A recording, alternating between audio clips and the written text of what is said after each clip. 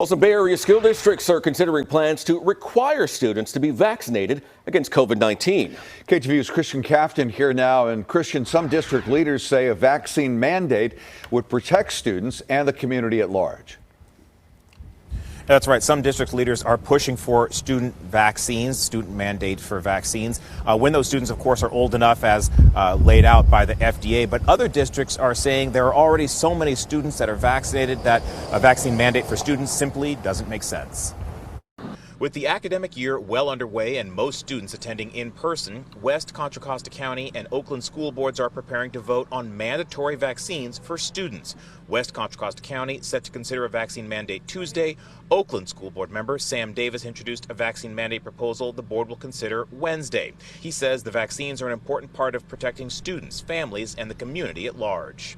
We're lucky to see that 75% of students in Oakland are already at least one shot, and that's pretty good, but pretty good is not good enough. We need it to get all the way there, and that's the motivation behind requiring the vaccine. Davis says details on a mandate would come from the superintendent's office and would likely be more than a month away.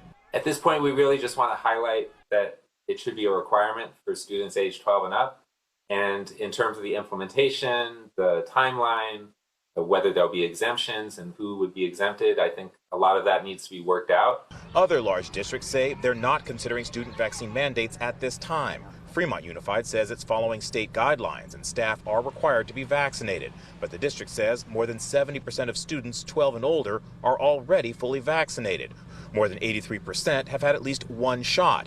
The vaccination numbers even higher in San Francisco, where the Department of Public Health is not pushing for student vaccine mandates. Quote, school-aged children in San Francisco and their families have stepped up and reached a 90% vaccination rate among people ages 12 to 17, putting our city in an advantageous position, and we will work hard to achieve high rates of vaccination among our children under 12 when they become eligible.